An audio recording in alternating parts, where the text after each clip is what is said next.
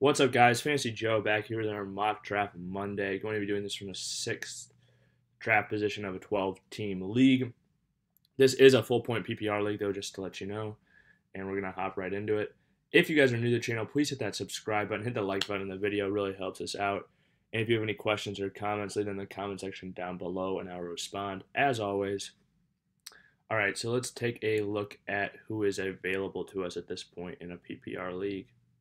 So it started off Christian McCaffrey, Dalvin Cook, Derrick Henry, Alvin Kamara, and Austin Eckler.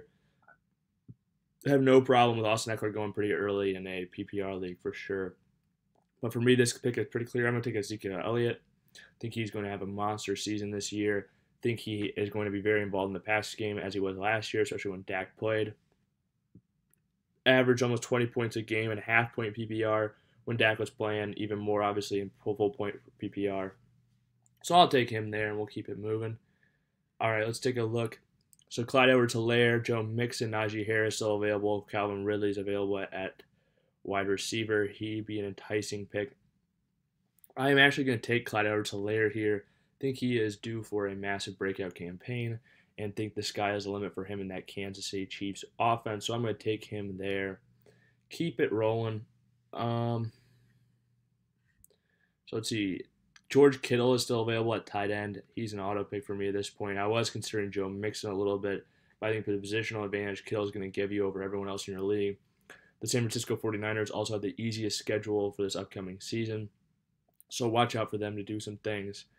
And Kittle, actually, in the games he played last year, absolutely dominated. So I'm going to take George Kittle in this spot, get my two running backs, get my tight end all locked in, and they all three have a lot of pass-catching ability to them. So I like them all a lot more in PPR leagues as well.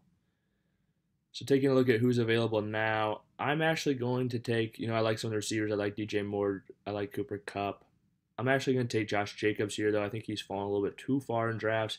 I think when you get back like him in the fourth round, I'm willing to do it all day. So I'll get him, get my flex spot.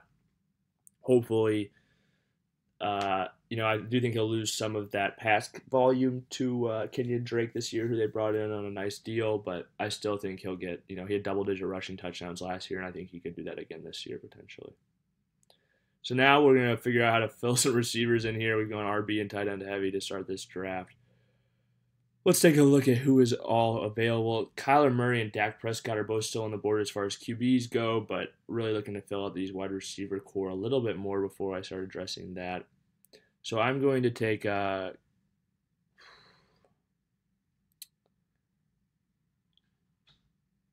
considering Kenny Galladay here, not a big fan of his, my number one wide receiver, though. I think he'll get some targets. I just not super all in on Daniel Jones exactly. I'm going to take Courtland Sutton here. It's a fifth round, might be a little bit early, but I'm going to take him as my first receiver. And we're going to keep it moving. Jamar Chase went off the board. That was kind of a bummer. Next guy I was looking at, though, was Robby Anderson, so I'm going to take him. Give Courtland Sutton and Robby Anderson is my wide receiver 1 and 2. Not bad. Robby Anderson caught 95 passes last year, and Courtland Sutton we saw dominate in his last healthy season, so we'll get both of them. And then I was hoping Deebo Samuel would make it back to us, and he does, so I'll take Deebo, throw him on my bench. Pretty happy with the receiving options I have. Devonta Smith went off the board. Hopefully, I was hoping to be able to snag a running back like him as well, but it's not the way our cookie is crumbling right now. Antonio Brown's on the board. He's very enticing. I'm actually going to take Chase Edmonds here, I think. You know what? I'll take the later flyer on James Conner just because I've already drafted several running backs, and I could get him a little bit later. So I'll take AB here. I think he could have a very good year for fantasy. He was on over 120 target pace last year in 16 games, and now we're adding another game, obviously. He's going to get more targets. I mean, everyone is. But, yeah, I think he could be very good for fantasy this year. I think he's underrated for sure. Okay, so let's take a look. James Conner, I think, went off the board. So that was kind of a bummer, but that's the way it goes. That's fantasy for you. Devontae Parker's still out there. I'm going to take Zach Moss here, honestly. I just think I love drafting one of the Bills running backs this year. I think they give you a lot of upside attached to a great offense with really not a whole lot of changeover position-wise. They're going to have a lot of those same starters back, same offensive coordinator, same quarterback. So Excited for that. I'll take Mike Williams here. I love the upside he offers with Justin Herbert. We saw how talented Herbert was, throwing 30. I think he had like 36 touchdowns in his rookie year, something like that. 36 total touchdowns. So we could see him provide a lot of fantasy value for a lot of receivers, I think, moving forward. Matthew Stafford and Joe Burrow are both still available. Interested in both of them, but I think I'm going to wait a little bit longer on my quarterback. I'm actually going to snag Gus Edwards here. I think he will be very involved in that Ravens running game. Potential flex in some games, so some good RB depth. Doesn't have a ton of upside unless J.K. Dobbins or somebody like that was to go down, though.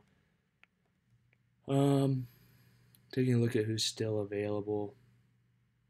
I'll take John Brown, wide receiver from the Las Vegas Raiders. I think he has an opportunity to fill that void that Nelson Aguilar left. Be very productive for fantasy. Okay, so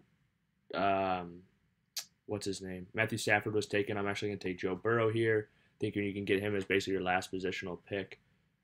That's pretty good value to me, especially when you look at the passing volume that the Cincinnati Bengals have had for several years with Zack Taylor. He's going to be able to throw the ball a lot. They have a talented receiving core now with Jamar Chase, T. Higgins, and Tyler Boyd. An improved offensive line. They addressed in the draft a little bit. Hopefully they can get healthy and protect Joe Burrow a little bit more, and he can be very fantasy relevant, I think, this upcoming season, if all those things can take place. Looking at who is still available, you know what? I'm just going to take defense and kicker in this draft. We never do that, so let's talk about some defenses and kickers that I'm actually interested in. San Francisco 49ers defense is very interesting to me. Especially when you look at the defensive line they have, that's going to generate a lot of sacks, I believe. But Justin Tucker's here, so I'll take Justin Tucker, give that positional advantage at that kicker position, and then we'll snag a defense in this next round. The Patriots are still available. I'll take them. And yeah, that'll fill out the rest of the team, and we can take a look at it in 1 second here. So we got a QB. We have Joe Burrow at RB. We've got Ezekiel, Elliott, Clyde, Edwards-Helaire, Courtland, Sutton, Robby, Anderson, George Kittle, Josh Jacobs. The Patriots defense, Justin Tucker, Deebo, Samuel, Antonio Brown, Zach Moss, Mike Williams, Gus Edwards, and John Brown rounds out the roster. Really like this team. Think it's balanced. Would have loved to, maybe snag a little bit more upside in my receiver spots, but I feel like I got a lot between Courtland, Sutton, Robby, Anderson, Deebo Samuel, and AB. I feel like I'll be able to find two very good starters every week. So I like that they're very solid, but they don't have a ton of upside to me. None of them have that true breakout ability, except for maybe Courtland Sutton, but that would require Drew Lock improving quite a bit this year.